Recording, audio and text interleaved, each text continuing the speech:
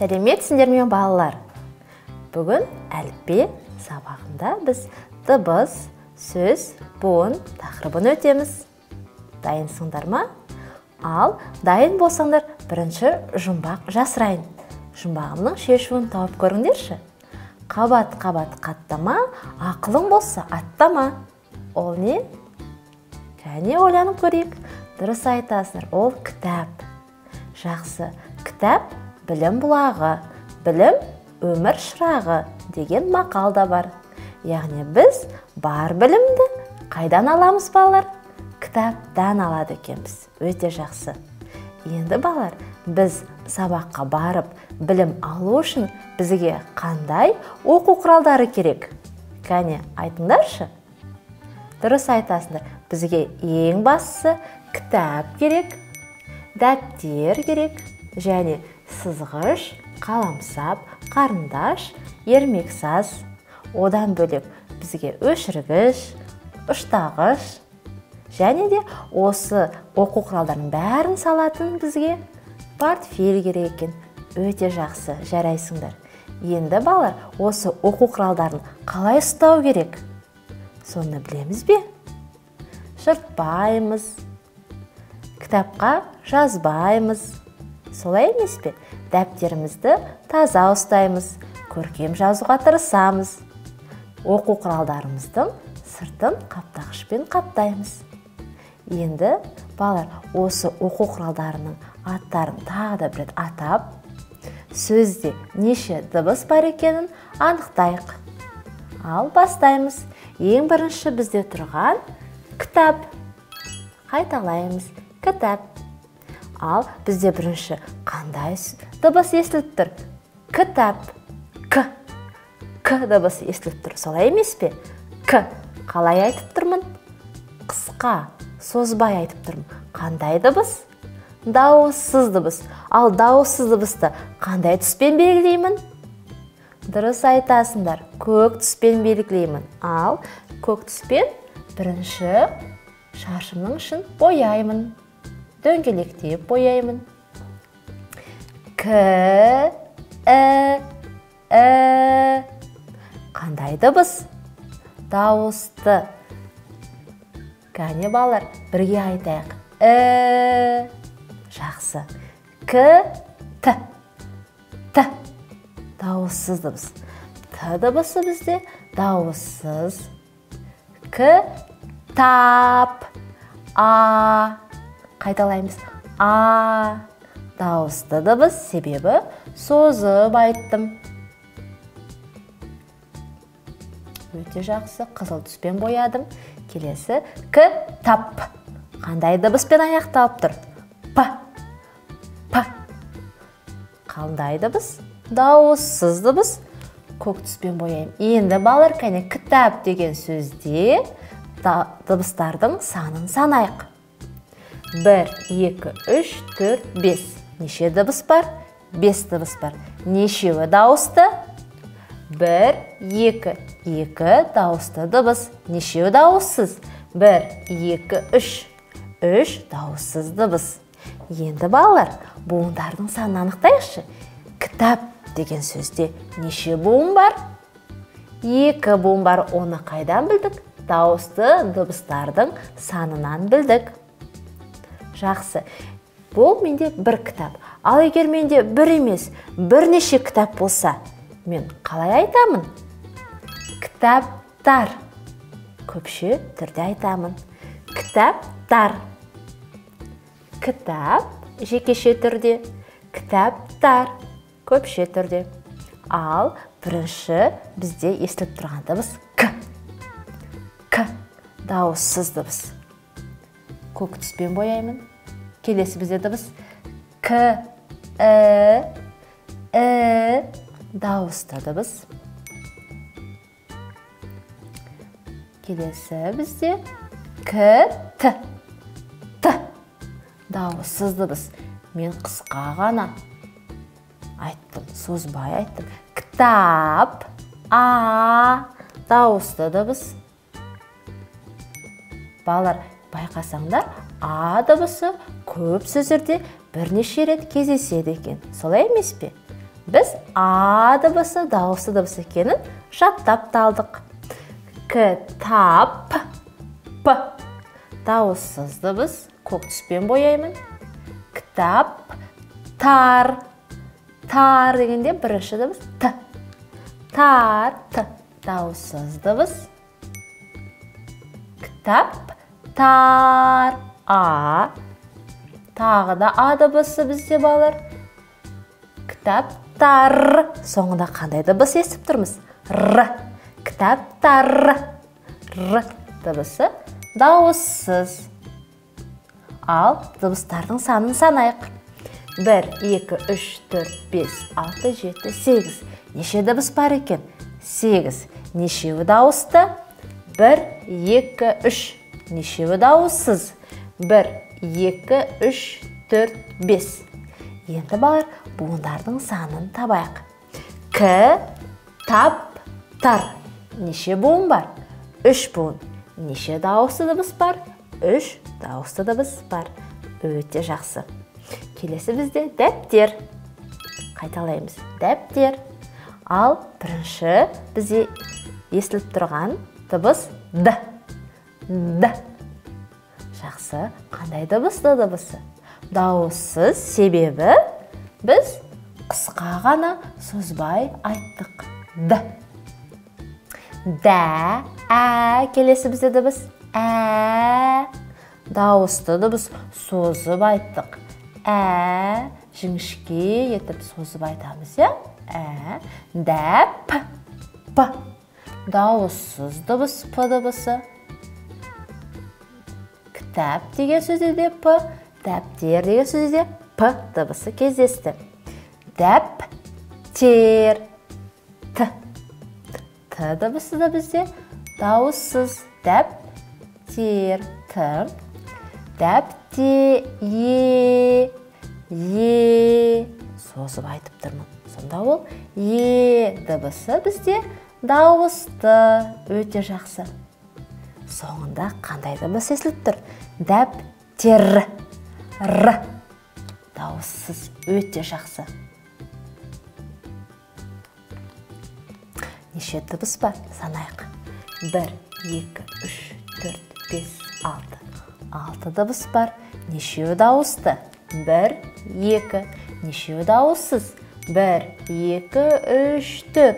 4 дауыссыз дыбыс бар. Буындар санын санайық. Дәп, тер. Неше рет қол шапалақтадым? 2 рет. Яғни 2 буын бар. Келесі, егер менде бір емес, бірнеше дәптер болса, қалай айтамын? Дәптерлер. Көпшек түрде айтылады. Жақсы, енді кәнен балар дыбыстарды белгілейік. Бірінші бізде дәптер деген сөзі дыбыстар талдадық қой. Енді дәл сол сияқты дәптерлер деген сөзде дыбыстық талдау жасайық. Біз бірінші байқап тұрғанымызда, бірінші бізде қандай дыбыс? Дауысты ма әлде дауыссыз ба? Дауыссыз дыбыс кездеседі екен. Көк түспен белгілейміз. Екінші бізде қандай дыбыс кездеседі? Қызыл түспен белгілейміз, яғни дауысты дыбыс. Жақсы. Келесі үшінші бізде дыбыс дәптер. Дауыссыз дыбыс. Балар, дәл осы сөз, бірақ соңында ғана бізде қосымша дәптерлер деген ғана жалғанады. Жақсы ма? Сондықтан ешқандай дыбыс өзгермейді. Келесі бізде тағы да дауыссыз дыбыс. Көк түспен бояймыз. Келесі бізде дәптерлер, е дыбысына келдік. Дауысты дыбыс. Дәптер. Соңында дәптер, р дыбысы. Көк түспен белгілейміз дауыссыз дыбыс. Дәптерлер, л дауыссыз дыбыс. Көк түспен белгілейміз. Е, дәптерлер, қызыл түспен белгілейміз. Ал соңында қандай дыбыс естіп тұрмыз? Р. Қандай дыбыс балар? Дауысты ма әлде дауыссыз ба? Дұрыс айтасыңдар, дауыссыз дыбыс. Өте жақсы. Неше дыбыс бар екен бізде дәптерлер деген сөзде? 1, 2, 3, 4, 5, 6, 7, 8, 9 дыбыс бар екен. Жақсы. Неше дауысты дыбыс? 3. Сонда неше буын болады бізде балалар? 3 буын болады. Жақсы бар, жарайсыңдар. Келесі бізде суретте сызғыш. Сызғыш. Бірінші бізде балалар сызғыш. Қандай дыбыс естіп тұрмыз? С. Қандай дыбыс? Дауыссыз бар бірінші бізде. Сызғыш дегендегі бізде дауысты, сондықтан қызыл түспен белгілейміз. Сыз. Кәне айтыңдар, сыз. Дұрыс айтасыңдар. Дауыссыз дыбыс жақсы, көк түспен белгілейміз. Ғы. Ғы. Дауыссыз дыбыс. Дұрыс айтасың. Балалар, кәне бірге айтып отырайық. Жарай ма? Сызғыш. Ғы. Тағы да деген дыбыс кездесті. Ол дауысты қызыл түспен белгілейміз. Сызғыш. Ш дыбыспен аяқталып тұр. Ш бізде дауыссыз. Өте жақсы. Неше дыбыс бар сызғыш деген сөзде? 1, 2, 3, 4, 5, 6. 6 дыбыс бар. Нешеуі дауысты? 2 дауысты. Сонда неше буын бар бізде? 2 буын бар. Кәне буынға бөліп көріңдер сендер. Ал, шапалақтадыңдар ма қолдарыңмен? Жақсы, жарайсыңдар. Келесі бізде ненің суреті балалар бұл? Қалам. Кәне Қ. Дауыссыз дыбыс Қ бізде. А. Білеміз е, А дыбысы бізде дауысты екенін. Қал. Л. Дауыссыз. Қал. Келесі бізде қандай дыбыс? А. Дұрыс айтасыңдар. Қала. Соңында қандай дыбыс естіп тұрмыз? М. Дауыссыз дыбыс. Өте жақсы, жарайсыңдар. Келесі бізде ненің суреті бар? Қарындаш. Ал. Қ. Дауыссыз. Келесі қандай дыбыс естіп тұрмыз? А. Дауысты дыбыс. Қызыл түспен белгілейміз. Р. Р. Жақсы. Енді балалар айтыңдаршы, келесі қандай дыбыс естіп тұрсыңдар? Қандай түспен бояймын? Қарындаш. Дұрыс айтасыңдар. Менде дауысты қызыл түспен белгілеймін. Қарын. Н. Даш. Д. Дағы да дауыссыз дыбыс. Солай емес пе? Келесі бізде А. Тағы да А әрпі кездесті. Соңында Ш. Енді балалар қараңдаршы. Қарындаш деген сөзде неше А дыбысы кездесті бізде? 3 рет. Үшеуде дауысты дыбыс. Сонда бізде қарындаш деген сөзде 3 дауысты дыбыс бар. Неше буын? 3 буын. Ал дауыссыз дыбыстардың санын санап көрейік кәне. 1, 2, 3, 4, 5. 5 дауыссыз дыбыс бар. Жақсы. Келесі балалар суретте не көріп тұрмыз? Кәне, ермек саз.